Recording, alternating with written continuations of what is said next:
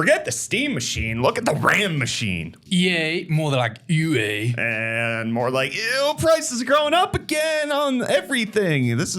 Valve is terrible at timing. Let's get into the hot news, everybody. I'm your bro host. I'm Reese. We're going to be going over the hottest tech news we can find on the internet while you enjoy your breakfast this Monday, July 27, 2026, while I forget to put on Reese's light and I forget about the world that was before RAM prices were crazy. And just to make everybody else feel just as poor, the RAM machine got debuted over on Reddit over the weekend. So this bad boy has 36 sticks of RAM on the outside. What the heck is going on there? So it's meant to evoke the idea of the Steam machine, right? Like a little mini PC, but with tons of RAM on the outside and beefed up specs on the inside. So it's got a 5060, it's got a dedicated GPU, it's got an Ultra 5 CPU, which, reminder, the Steam machine has an ages old chip in it. It is multi-generations old at this point. Additionally, it's got 32 gigs of RAM. I see that. Yes. Real fast too. Yeah, 2 terabyte SSD. It looks like it's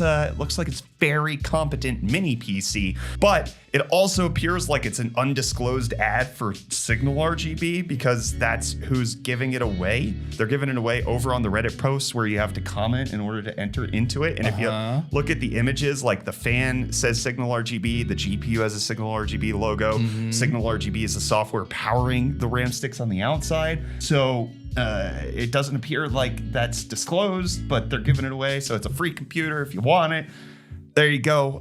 It's just kind of neat. The RAM sticks on the outside don't work. Okay, I was They're just RGB. I was super curious about that. But if it's just dummy RAM, then it seems like it is. Yeah, if the PCBs are blue, and I haven't seen that be real in a hot minute. But they do say you get bonus points if you could tell them how much memory capacity is on the outside. So you can check that out in case you're interested. But also in case you're interested in free computers, you came to the right place because we give away computers all the time, especially over on Twitch. And you can find out more about how to enter into it over on our brand new website, UFDforge.com. And in fact, if you want to spec out your own Steam machine alternative, you can get extra bonus points into the giveaway over on Twitch. And especially, well, number one, if you submit one, you get bonus points. But then number two, if you're chosen as the winner, you get bonus points. So we're going to be drawing the winner for that over on Friday. You can check all of that out. But UFD Forge is our brand new website where you can spec out a PC build. You can also check out your bottleneck situation. All of those details over UFDforge.com. I've been working on Discord app already, so we're gonna be able to use it. You don't have to go website. Also a Twitch extension. We got rejected for our first one.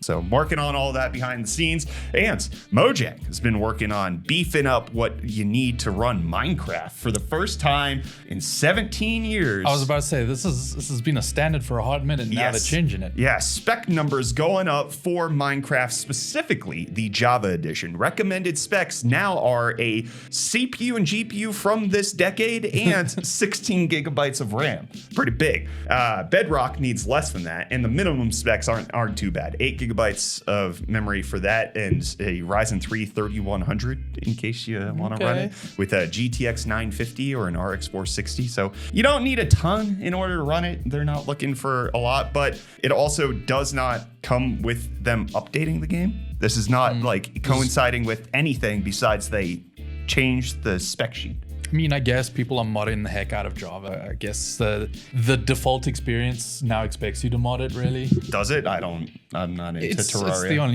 It's the only real reason people play the Java Terraria. Okay, well, if you need more RAM to run the Java Terraria, you're not going to get any price relief from the Chinese RAM market that's happening because reports are coming out that CXMT more expensive than Samsung. They're costly, expensive, increase more, bad. Price not good. They were supposed to come in and help. They made things worse. The chosen ones. I don't know so much about that, but Gigabyte also announced that their motherboards now support CXMT in case you want to use it, if you can get it. But it looks like CXMT is going everywhere, even if it's not going to be as cheap as people want it to be. And people thought it was pretty cheap when Intel removed multi-threading from their CPUs. Hyper-threading dead? How dare you? Turns out they're saying that it's coming back. They're making that promise. In 2028, their Coral Rapids architecture that's going to be mostly in Xeon servers will be bringing hyper-threading back, but there's also expectation that it'll trickle on down to the consumer stuff. So I'm hopeful. Yeah, you want hyper-threading, you might be able to get. But you know what is coming back, and I can't confirm it? Reese with the deals. Yo, welcome back to UFD Deals, bringing the hottest tech deals out on the internet, and here's your first deal. We have this Pioneer 70-inch 4K Roku Smart TV going for $319.99, making it $190 off. But the next, we have the AMD Ryzen 9 9950 X3D 16-core processor going for $569 with a coupon applied, giving you an almost $90 discount on top of it. And then last, we have the Samsung Galaxy S25 Edge 256 gig unlocked smartphone, which you can grab for $569.99, making it $530 off. The best time to buy a smartphone is always as soon as the next one comes out. And hey, with that, the deals are done. You can find these and more linked in the video description down below. But until next time, I'll hand you back to Brett. I'll hand you back to Brett and me for the rest of your hot news. Cheers. Reese, you want a good deal on soccer games? No, you can't. You have to play football for very expensive money. EA FC, $150.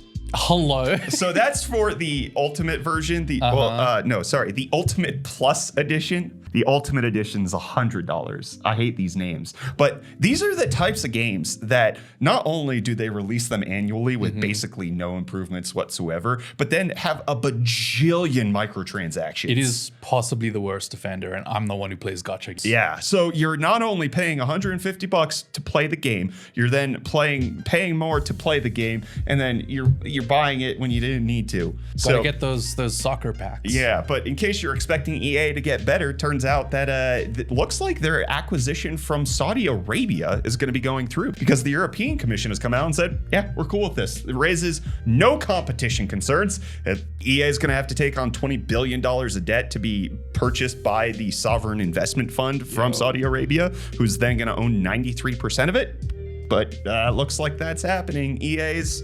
it's there. Yeah. In case you want to talk about bad things happening in the game industry, one of the big news stories over the weekend was that PlayStation Network went down, just crapped the bed completely. Or Sony was like, hey, you want a taste of the future, and turned off the servers. So people are very upset, especially as the physical disc era is going to be ending. And people are like, what the heck? I bought games. I can't access them. I can't download them. The Marvel Tokon beta test was this weekend, and that has to be moved because that didn't work. But I do want to just say, we are kidding ourselves if we think that this is any different with discs, because discs right now need the network to even activate for the first time. Yep. So like, this is just wouldn't have saved you. Yeah, this is not a dystopian future we're imagining in 2028. It's right now. We're there. But speaking of the future and the moral conundrum that I think some people are going to have to undergo, maybe he's in this room with us personally, maybe he's wearing red today. God of War Laufey getting its release date, February 16th. Oh, look at that. It's coming out real soon. I was about to say that's a lot quicker than I was expecting. Yeah, but PlayStation exclusive, and only PlayStation exclusive, not coming to PC. Yeah, I forgot about that. Yeah. But in case you think that Santa Monica Studios forgot about Kratos, they didn't. They're doing a sequel coming. They're doing tying in directly. Yeah. It's awesome. So I really like the God of War games. I know, that's the worst part. It's like they are still consistently, like, the last two releases are probably in my top 5 games. Yeah, I feel that. Yeah, and you know who's feeling that too? Valve, because their pricing timing is just horrible. They announced the Steam machine, RAM and storage prices exploded. Now, the Steam frame, it looks like it's about to launch because they added the welcome tour to Steam's backend. And then Qualcomm announced that they're going to be increasing the price of their chips by up to double digits. Yes, so it's gonna be a lot. It's gonna be a hefty price hike, and it's gonna happen with devices starting September 1st. So there's only like a month and a half left. But Steam frame price got to go up, man. I'm so sad because this is the one I was most excited for. Yeah, so Steam Machine getting delayed and delayed and delayed because the pricing kept changing, and it looks like the Steam frame also suffered from that because it, guess what, has RAM and storage. That was happening, but now they have to account for the processor going up in price because it has a Snapdragon 8 Gen 3. It's just, Valve. They have had consistently the worst timing. Yeah, it's pretty rough. I mean, the Steam Deck's timing wasn't too bad back in 2022. Yeah, okay, actually, fair. that was on the come down from the like COVID price hikes that were happening. And so now, stop announcing things. Yeah, just don't buy anything. Just, don't play video games anymore. Grow up. Yeah. Yeah, this hobby is brutal right now. Yeah, it's not great. I'm hoping it'll turn around. I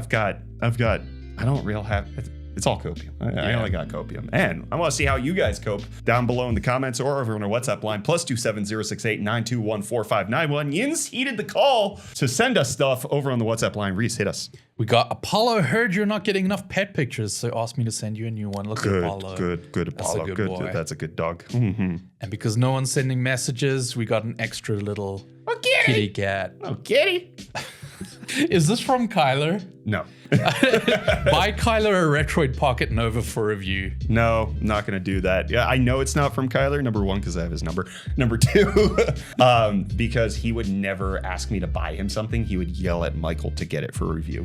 So, yeah, it doesn't have enough yelling at our business manager. There we go. Yeah. Okay, serious question. Does that switch on the wall next to Reese's desk launch him out of the office when it's switched? It's green now. What happens if it's red? You don't want to know. Oh, he's talking about the stream. I was like, what switch is on this set? No, it's that's the switch over to backup power if the main feed goes down, but we don't have a generator hooked up, so it does literally nothing right now. It's cool. It's green. Yeah, it can be red when it's on generator power, but we don't. We have solar and we have battery backups, but we don't have a generator. But we could have like a 3-tier phase power system here. I don't want to spend the money on a generator. Right now.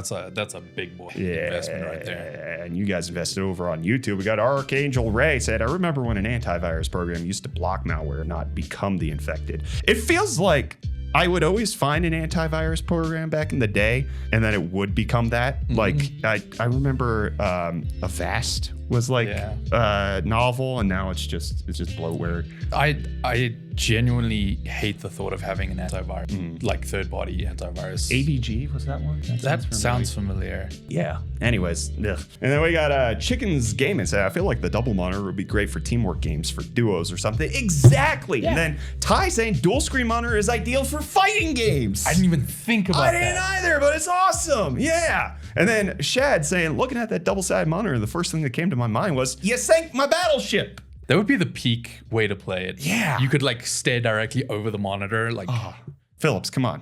Bigger, please. faster. Come on. That's what we want.